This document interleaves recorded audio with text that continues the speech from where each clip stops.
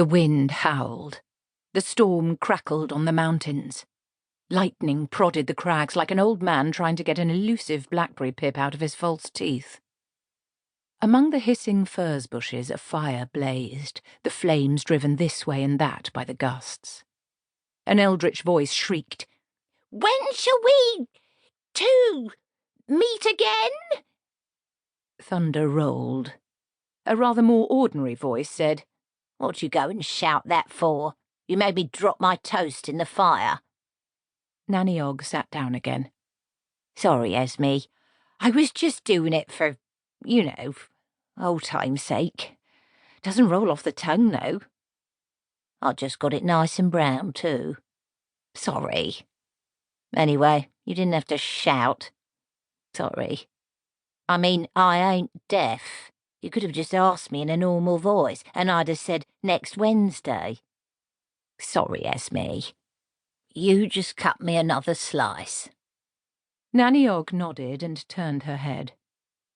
"Margaret, cut Granny and—" "Oh. Mind wandering there for a minute? I'll do it myself, shall I?" "Ha!" said Granny Weatherwax, staring into the fire. There was no sound for a while but the roar of the wind and the sound of Nanny Og cutting bread, which she did with about as much efficiency as a man trying to chainsaw a mattress. "I thought it'd cheer you up coming up here," she said after a while. "Really?" It wasn't a question. "Take you out of yourself, sort of thing," Nanny went on, watching her friend carefully. "Hmm?" said Granny, still staring moodily at the fire. "Oh dear," thought Nanny.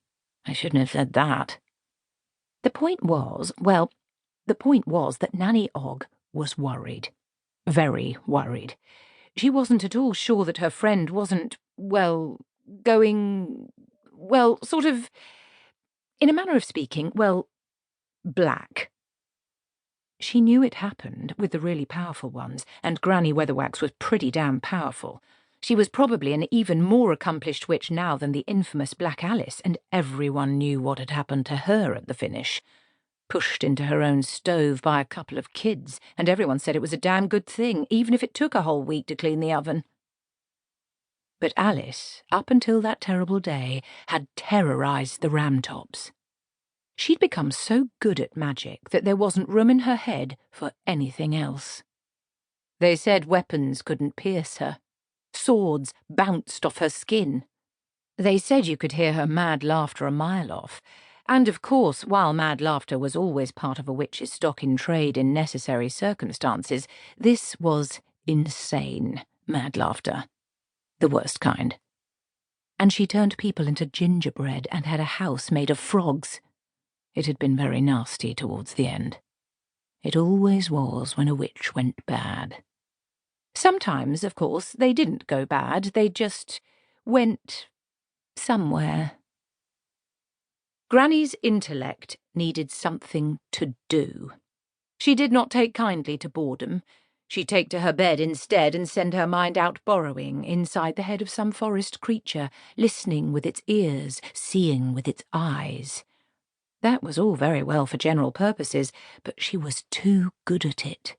She could stay away longer than anyone Nanny Og had ever heard of. One day, almost certainly, she wouldn't bother to come back. And this was the worst time of the year, with the geese honking and rushing across the sky every night, and the autumn air crisp and inviting. There was something terribly tempting about that. Nanny Og reckoned she knew what the cause of the problem was. She coughed. "Saw Margaret the other day?" she ventured, looking sidelong at Granny. There was no reaction. "She's looking well. Queening suits her." Nanny groaned inwardly. If Granny couldn't even be bothered to make a nasty remark, then she was really missing Margaret.